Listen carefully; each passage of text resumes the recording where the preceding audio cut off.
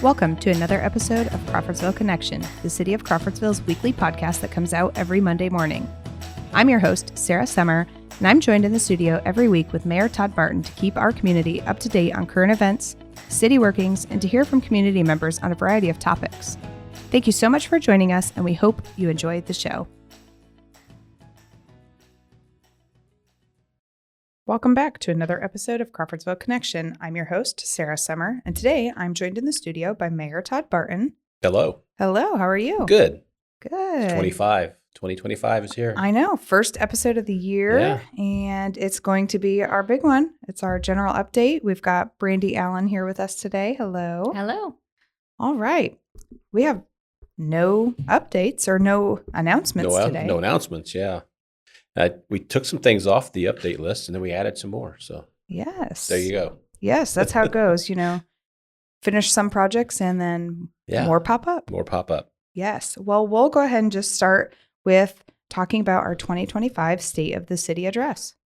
Yeah, I can't believe I'm talking about this already, but I put it on the list. I've not been asked about it yet, so Really? That's good. So we have not set a date for the 2025 State of the City, which usually is paired up with the state of the county. So we'll probably be doing that pretty soon. I'm going to guess mid-February-ish, somewhere in that range. Yeah.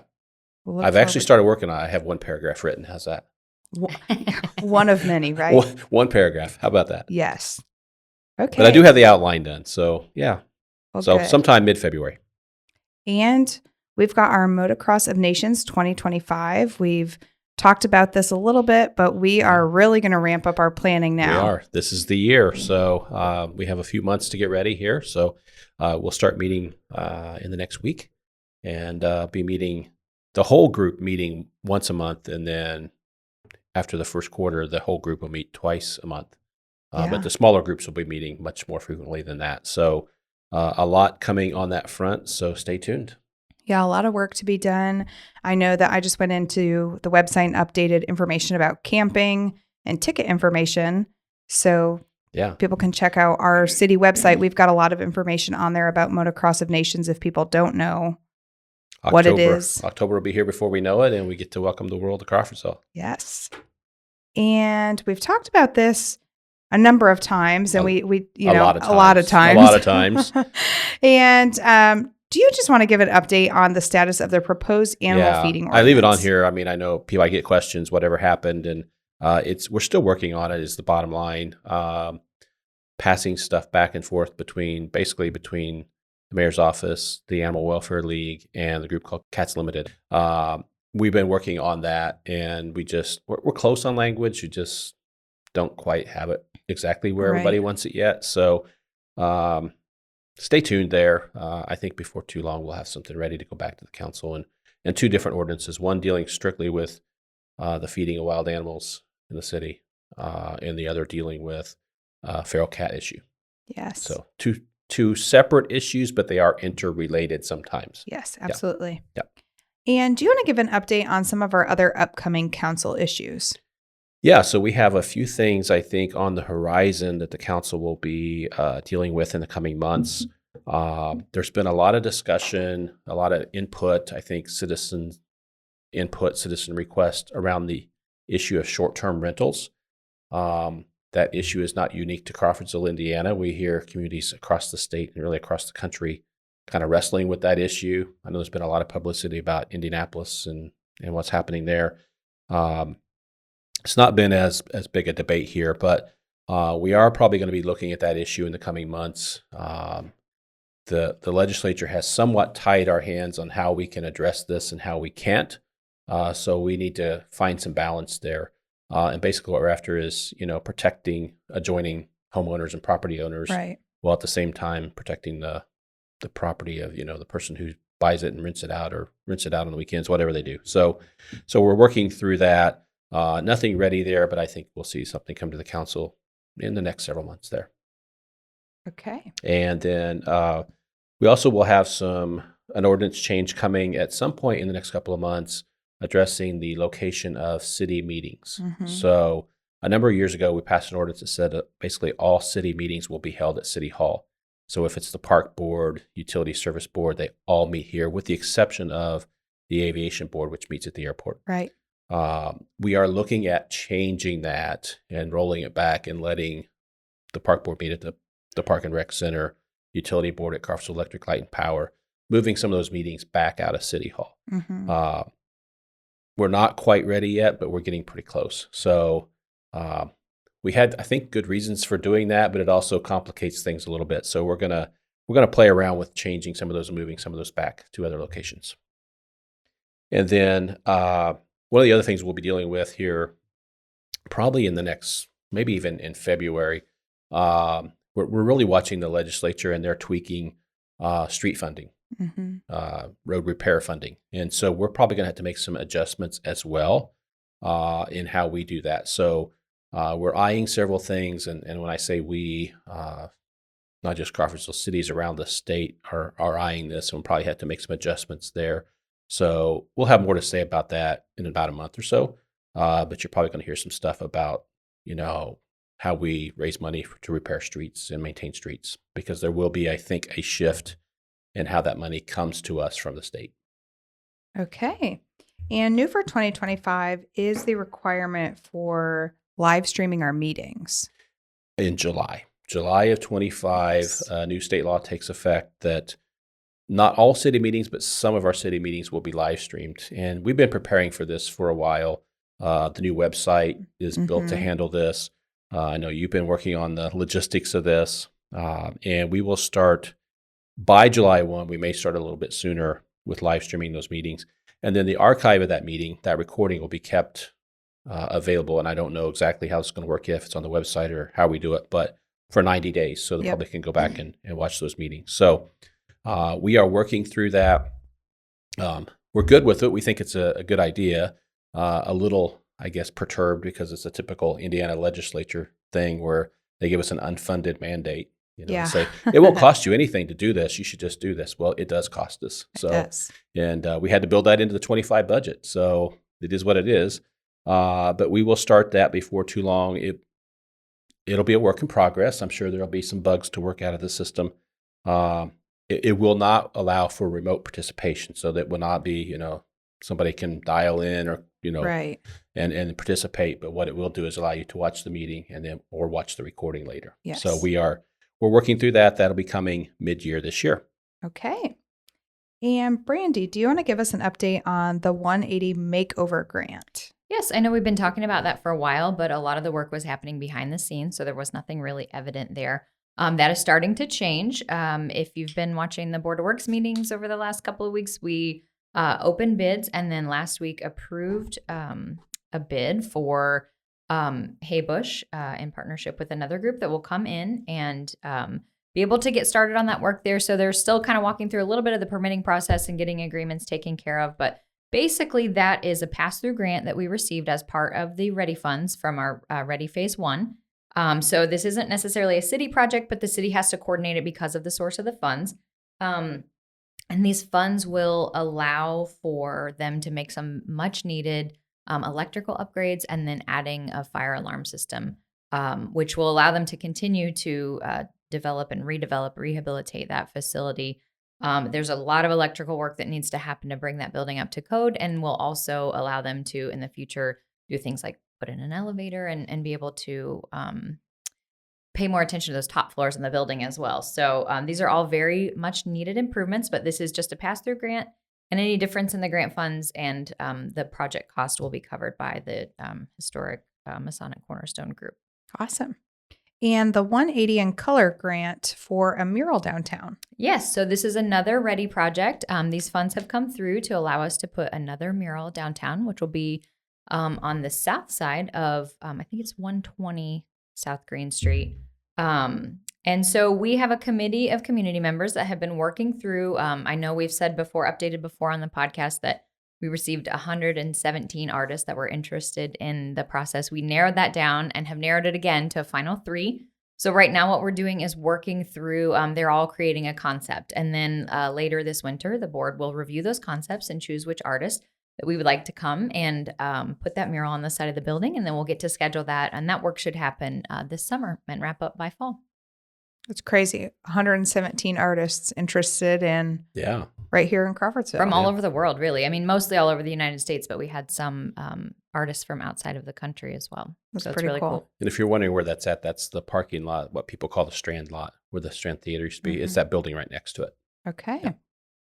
And Shorts Nature Park, it's 2025. It is. Yeah. Actually, We've been talking about we just it. met earlier today to kind of get our game plan together. So we will be starting here in the next few days the process of acquiring the design team, putting the design team in place, and start moving this forward. Awesome. So yeah, not saying construction is gonna start anytime soon, but at least starting to move it forward. Now that we've taken Brickyard Nature Park off the list, Yes, and Lincoln. Lincoln somewhat off the list, so we have a little bit more ability to do other things. Awesome. And our wayfinding project. Yes, the project that never goes away. We actually there have been things happening in the background still. We've met with NDOT. We are working our way through our NDOT agreement. I just asked for an update on that as well, but it has been sent up to the state to get our final agreement to allow us to place the signs in the NDOT right of way. And then we have also met with the fabricator of the signs to finalize getting that final shipment of signs here so that our installer, who we're meeting with this week, the installer and the fabricator will meet with NDOT, go over one last final plan for installation, and hopefully get started. We're going to focus those signs in the section of 231 that will be under construction next summer so that we get those completed and out of the way before that becomes a conflict. And then we'll work our way around to the other state highways. And then there's a few signs that still had some utility conflicts or things like that in the city right of way. So we'll wrap up those signs too. So I definitely anticipate getting these signs wrapped up. The installer has a very aggressive timeline, but we've heard those dates a lot. So I told them it absolutely has to be done before fall so that we have everything in before the race, but we want it done well before then. Yes, so absolutely. that you should start seeing some action there pretty soon in the next few months, I would say. Will you celebrate once that project is finally done? There will be a lot of celebrating, yes. I think it's going to outlive the Ben-Hur project on our list. Yeah, I very well might. Yeah. Ben-Hur's been around a lot longer, though. So Yes. The race is on. but where the signs are installed, they look awesome. Yes, We it get lots of good does. feedback. So it's going to be cool to see them, on those state highways, the main thoroughfares. Absolutely. And 231, the project from NDOT north of downtown. Yeah, just to clarify, we like to keep this on the list. It's not our project, so we don't necessarily control the schedule here, but we know there are a lot of people interested.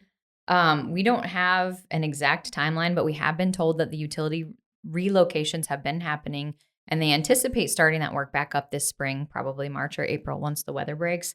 And we have had several conversations about completion of that and the importance of that with the events happening in our community next year. So it is anticipated to wrap by next September.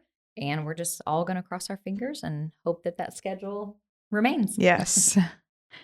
Let's hope so.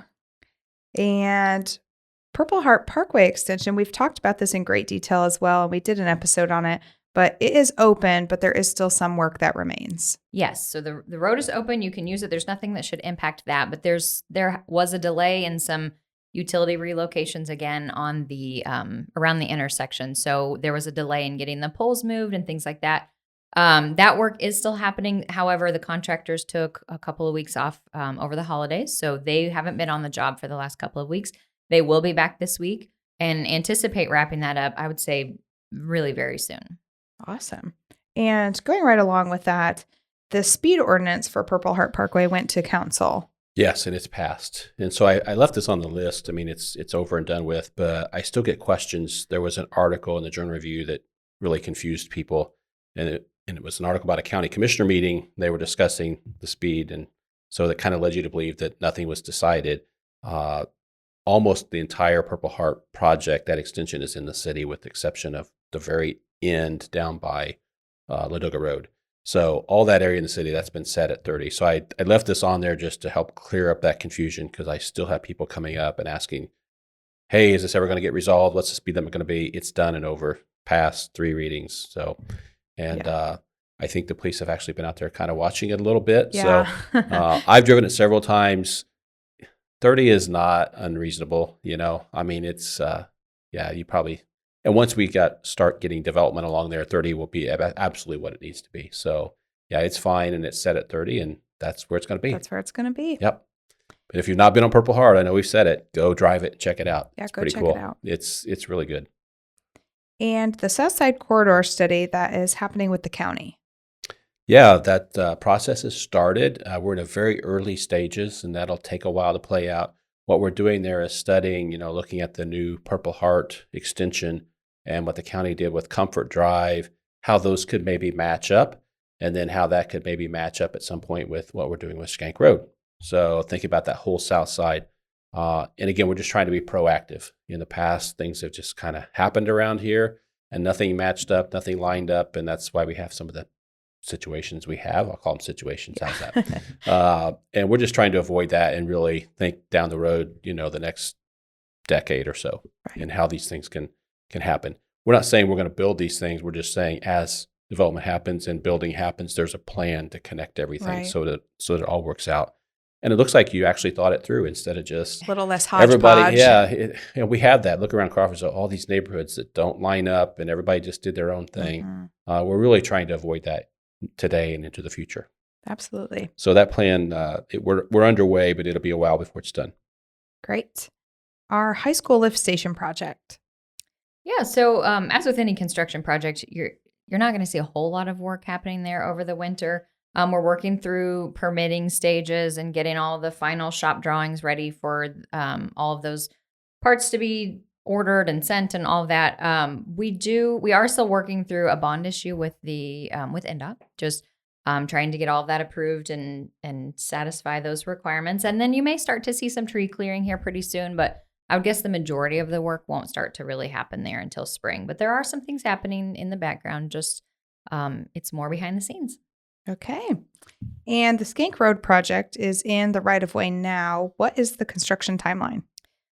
Same construction timeline that we've been working off of for the last few years. We have one last piece of right-of-way to acquire, which we're hoping will be finalized this month. And then we'll get final drawings processed and sent off to NDOT, and we'll be ready to bid that project out in July. So we should open bids in July, be able to choose a contractor and start moving forward. As with any project, it takes a little while to get agreements in place and get all of the, get everybody ready. So I would assume that we won't actually see construction until late summer, fall, maybe.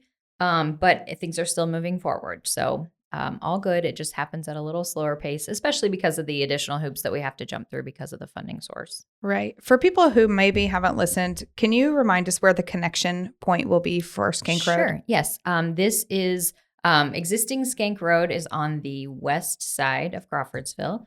And this will be a connection. Right now, there's a kind of an unsafe connection, and it will extend through to 32 and also avoid a little bit of an unsafe intersection that we have at this time. So we'll reroute the existing Skank Road, shift it west a little, and it'll connect to State Road 32, which will give us another north-south corridor on the west side of town. Great. Thank you. And the Market Street Railroad Crossing grant, we've applied. And now we wait. Let's it on here. I still get questions, and I know we did a whole episode on this. We've submitted an application to the Federal Railroad Administration, and we're playing the waiting game. And if you obviously know what's happening, we have a administration change at the national level and administration change at the state level. Not that it affects this grant, but it's affecting everything else. So literally nothing is happening right now. We are just at a standstill. So application's in, and we just play the waiting game. And I honestly have no idea what that waiting game what that timeline is. I don't know. We kind of went through this with the erosion grant, where we thought we knew a timeline and it just kept changing and changing. Right. So they've not posted any updates, and we just sit here and wait. But that being said, I feel good that it's in, and I feel like it's a really strong application because it's based on data. Right. Yeah. Awesome.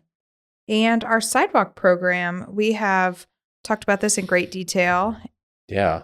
My goal is to have this ready to really roll out March, April, somewhere in there. Okay. Funding's in place, and we've got the parameters in place. It's just a matter of doing it. So, and what we're talking about here is increasing the city's participation if a homeowner would like to upgrade their sidewalks. So really incentivizing replacing those sidewalks. And we have a challenge in this community with sidewalks. There's no doubt about it. we talk about trails and all those things, but the sidewalks themselves are struggling because, under city ordinance, they're the responsibility of the property owner. Mm-hmm. And, for various reasons, they just don't, in many cases, don't get kept up. So this, I think, will really help us start to move the needle. A lot of communities have done this very successfully, and I think we found something that we think will work here. So we'll see what happens with it. Great.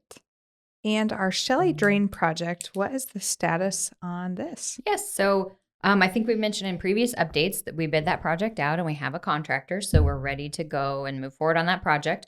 Unfortunately, that didn't happen until the fall months. And so again, we're looking at winter where not a lot of construction can happen. We are planning to have a meeting with the neighbors who will be impacted by this project here this month, most likely. And then they'll be able to move forward kind of as weather permits. So it may be closer to spring before you start to see some work happen, but that's about a 3-month long anticipated project. So once they get started, it shouldn't take long, but it should be wrapped up by next summer. Awesome. And the Hamilton Street drainage work.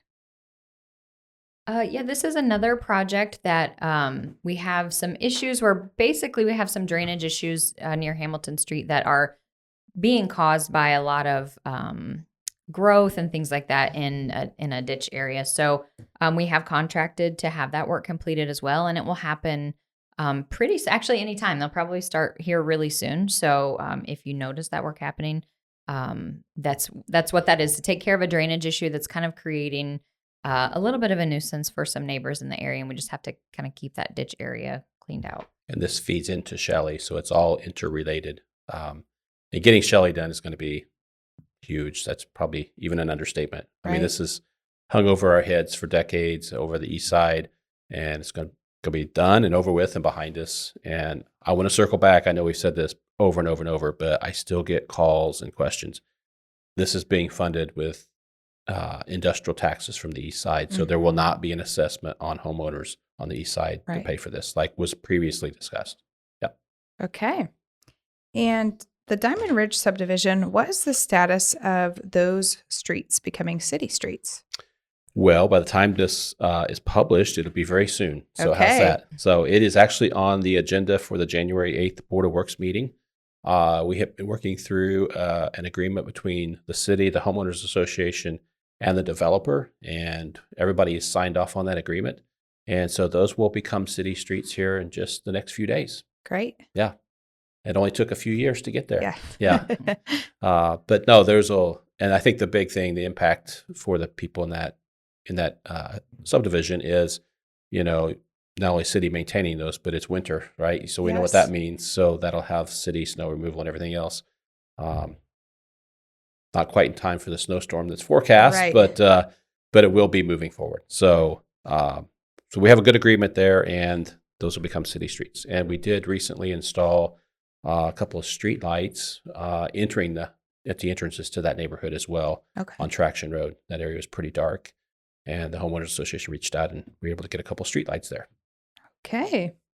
Our Sugar Creek Erosion Grant Phase 2 and 3 application.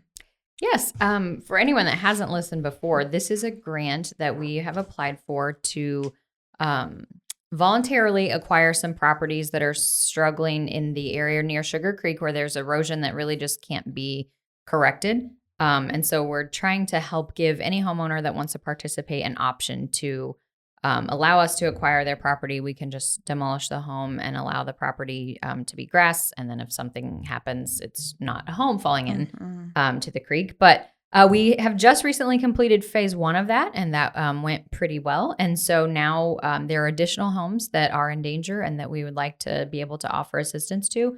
So we have decided, because this process is a little lengthy, we've combined phase 2 and 3. We made pre-application in November. We were originally supposed to be notified if we could make a full application in December.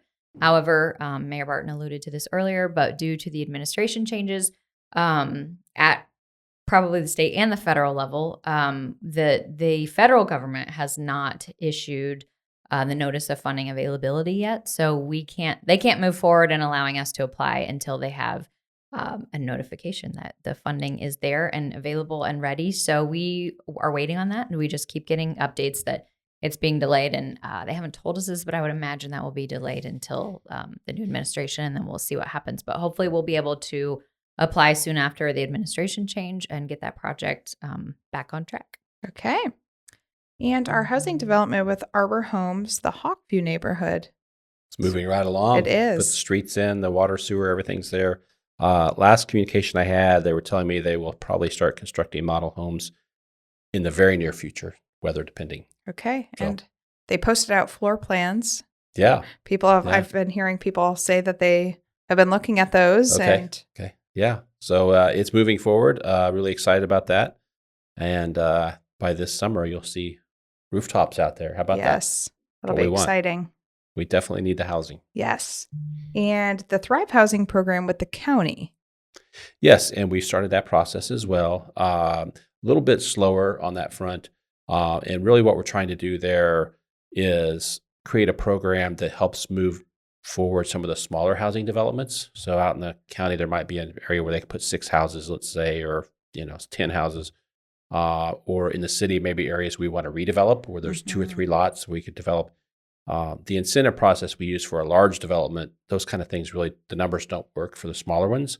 So this helps us bridge that gap. And so we're copying this. This is a program that's been done in other areas of the state. We're trying to replicate it. And the group helping us out of Terre Haute has done this project or this program elsewhere. So we're in the early stages yet, but I think it'll really start to ramp up here in early 25. Okay. Our market rate apartments, there is proposed apartments on the south side, and then we've got the Ben-Hur building. Yeah, we've heard from that developer, and they're still in design for those apartments on the south side, which would be between Purple Heart Parkway and 150 South.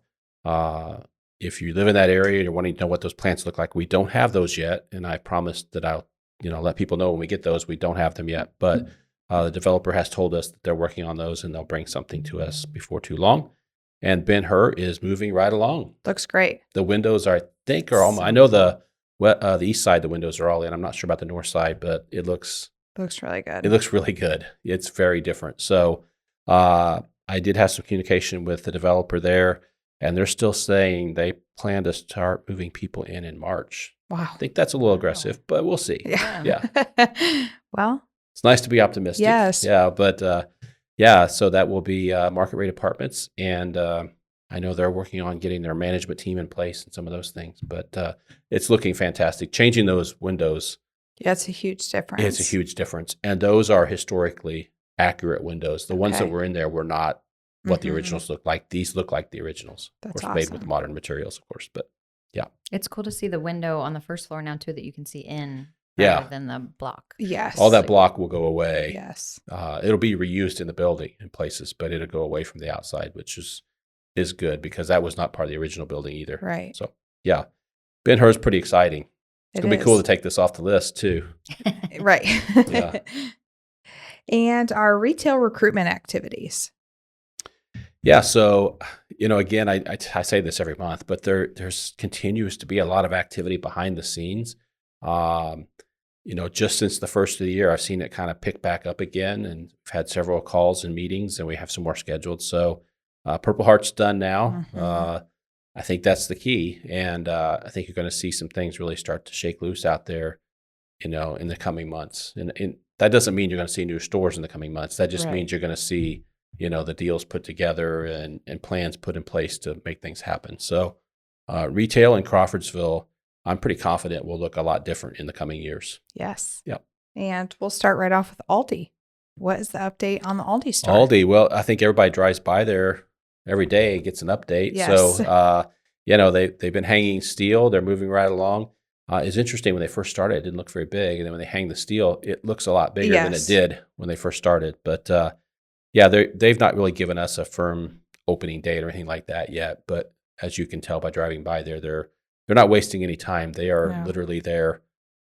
I don't think they were there on Christmas, but everything on weekends and everything in between. Weekends and everything in between, they're there working. So that project's moving right along, and we're excited about it. And our Dollar General on 136 East, what is the grocery status? Yeah, we had a lot of questions and a lot of community discussion about that. And, I finally, I was getting so much information. I just went out there myself and let's go check it out. So, easily a third of that store, if not half that store, is grocery. Wow. And they do have fresh produce there. It's not a huge selection, but we didn't think it was going to be a huge selection. Mhm.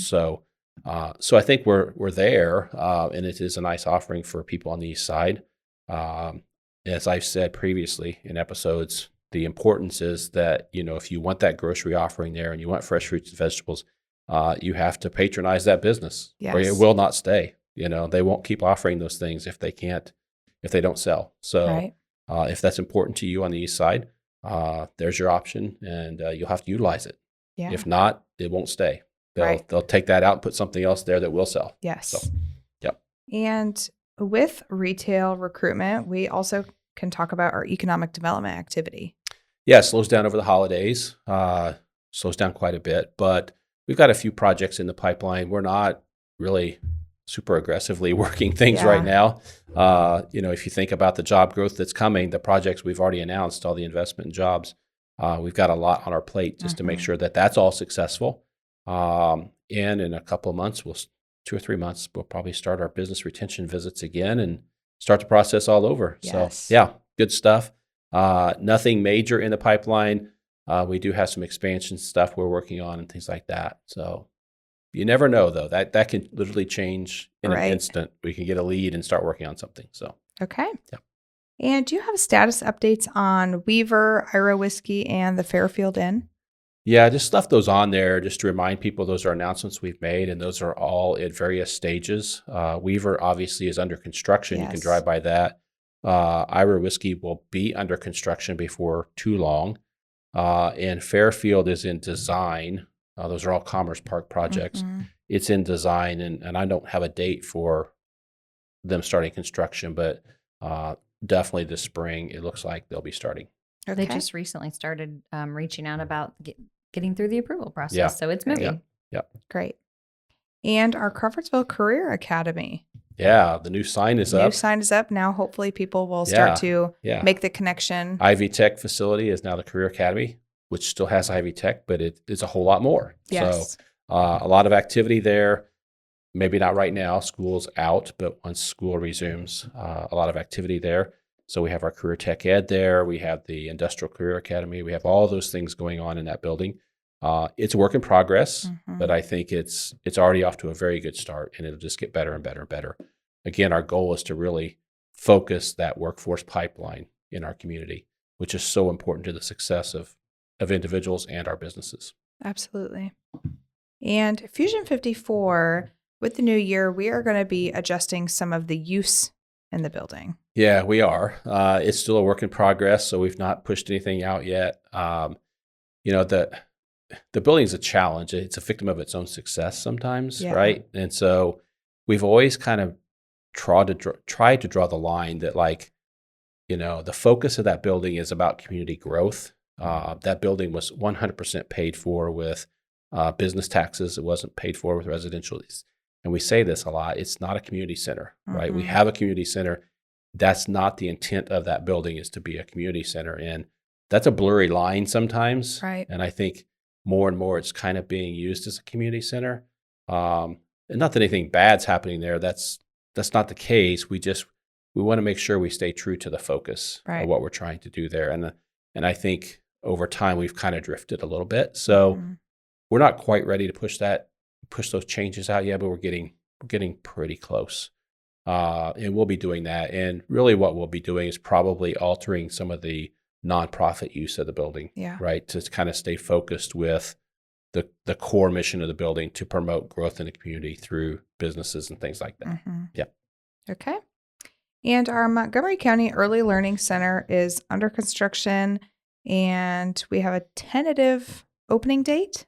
I don't know that we have necessarily a hard date, but they're definitely on track for that early spring opening, I believe. So we were able to tour that recently. It looks really good. They're still under construction. However, the building should be turned over to KinderCare this month, as long as it stays on track, which this project has stayed on track thus far. So I would expect that it would. And then KinderCare will get in there. And then it kind of depends on how quickly they're able to get it furnished, get some training done, get people hired, and then also get all of the students that will be attending there, all the children, get them recruited. I know there's been a little bit of confusion in the public because there's been talk about this being a partner with some of our businesses and those businesses having the ability to have priority seating. But it is still open to the community. So even if you are not employed by one of these employers, I believe if it hasn't been already, the priority seating will be going away and it'll open up to the community so that they can open with that, that center full of students. So that you can definitely get on the website and sign up to get on the wait list, and you'll be contacted probably pretty soon if you haven't been already. And it should definitely be open this spring. Great. And our youth council. Yeah, it's back. Yes. So we had a youth council made up of high school students prior to the pandemic, and it went away, and now it's back. And we've hired an outside consultant to facilitate that for us, a gentleman who facilitates youth councils in other communities around the state. And they're working through identifying challenges and issues that they think we should address as a community. So I think we'll have that feedback from them pretty soon. Attended their last meeting, and it's a really good group from all three of our high schools, and they come together and they stay pretty focused and work pretty hard. So it's going to be interesting to see what the youth of our community identify as the core issues versus what our generations do. Right. Yeah. Okay. And Ready 2.0, we are aligned with the Greater Lafayette region. Yeah. What updates do you have? Well, like everything else, we've kind of been waiting on administration changes. So we have some guidance. We have a lot of guidance about Ready 2.0 and how, we know what we're getting as a region. But how that's administered and how that plays out has been a little on hold until we get administration change. So that should start to break loose pretty soon. We're also working through as a region. I think the Lafayette region has come together. We've done a lot of good work, but we also have to deal with the reality that every January we lose some of our core leadership people and we gain some, right? So, Right. We're made up of, several counties. So you have county commissioners who maybe didn't get reelected or didn't run again, and now and we get new people. So it's a constant evolving process, and some leadership changes that we have to incorporate that, and does that vision still fit? Maybe you have a new leader coming from another county who says, well, yeah, I don't want to go the direction that my county was going before. I want to do something different. So we're trying to work through some of those things.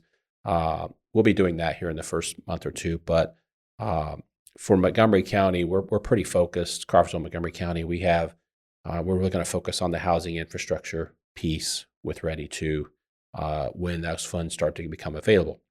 The challenge is, and I've said this before, you can't spend Ready 2 funds until you spend a majority of your Ready 1 funds. And the Greater Lafayette region has fallen behind in that category because the bulk of the Ready 1 funding went to large projects at Purdue University. Now those are actually starting to move. So we're seeing the needle move, and I think we're going to be on track to maybe spring, summer, it should break loose and we should start being able to access Ready 2 funding. Awesome. And with Ready 2.0, there's a Lilly endowment funding as well. Yeah, it's a separate piece, and we've been watching that very closely. We did submit a joint application for a very large project, combination of the city of Crawfordsville and Wabash College. That project, they gave us some feedback. They didn't fund it. So I've been working with the college. We're going to hire a consultant to kind of help us, guide us through that process, and we'll resubmit that again here, in the coming months as well. So what we're really focused on is that gateway between the campus and the downtown and the housing stock between the campus and the downtown. We think that's low-hanging fruit, and that could really have an impact for both the college and the city. Yes. So we'll be refining that and resubmitting that here before too long. Okay. Our EPA Brownfields Grant 2.0. Yes, so this is a grant that we were awarded. I can't remember. It's been a while. I think maybe last summer or early fall. Now we are going through the process to try to select a consultant that can walk us through the process. For those not familiar, if you haven't listened before, I know we've updated pretty frequently on this, but this is a grant that we are able to take spaces in the community that look like maybe they may have contamination issues or known sites that have issues, and be able to complete all the environmental testing and either figure out what needs to be resolved and start down that path, or just confirm that there are no issues that need resolved. And then we can get some of these properties that may have kind of are not being used very effectively, we can get those back on the tax rolls and turn those over for development. So working through that process, but again, we're just in that kind of behind the scenes paperwork agreement part of the process. We've sent our documentation to the state in order to get approval to send that out to have a consultant selected, and we haven't heard back on that yet. So I imagine we should hear from that pretty soon, and we'll be able to get started on that. Great. And we are working on automated fire dispatching. We are. And so this will be through our 911 center, and it, as it says, automates the fire dispatching side of it so that as a dispatcher is taking the information, they're typing it in, and the computer actually talks to and sends the emergency units where they need to go. Okay.